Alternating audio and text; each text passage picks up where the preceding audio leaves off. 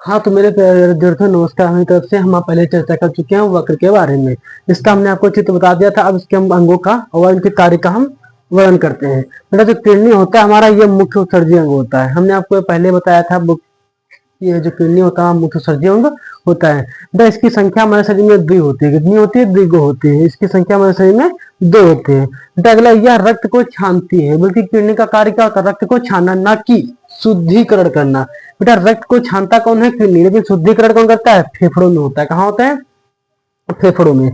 या मूत्र की अम्लता को नियंत्रित करता है। बेटा जो मूत्र होता है उसकी अम्लता को क्या करता है? नियंत्रित करता है। कौन? किडनी।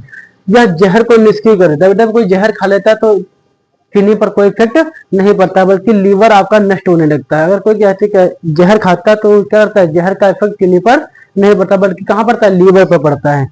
बेटा जो किडनी होता है उसके ऊपर एक ग्रंथि पाई, इसको बोलते हैं एड्रिनल ग्लैंड। हमने आपको पहले चित्र में बता दिया था। इसके ऊपर एक पेरिटोनियम झिल्ली पाई जाती है। जो आपकी किडनी होती है इसके ऊपर झिल्ली पाई जाती है, पेरिटोनियम झिल्ली। कौन सी झिल्ली?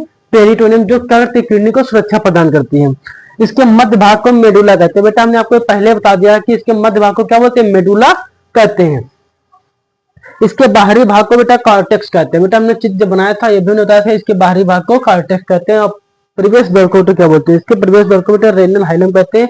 जहां पर सबसे ज्यादा यूरिया पाई जाती है। नीट में क्वेश्चन पूछा गया था, सबसे ज्यादा यूरिया कहाँ पाई जाती है? किडनी में। कहाँ पाया? रेनल हाइलम पर पाई जाती है।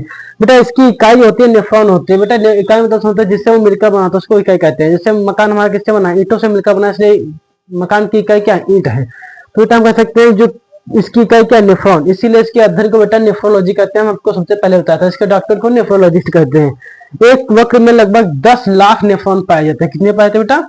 10 लाख नेफ्रॉन एक किडनी में जब पाए जाते हैं, दोनों किडनी में कितने? 20 लाख हो गए। तो बेटा हम उम्मीद करते हैं कि आप लोगों को अच्छे से समझ में आएगा। तो चलिए आप इसका स्क्रीनशॉट लीजिए। आप फिर मिलते हैं नेक्स्ट वीडियो में।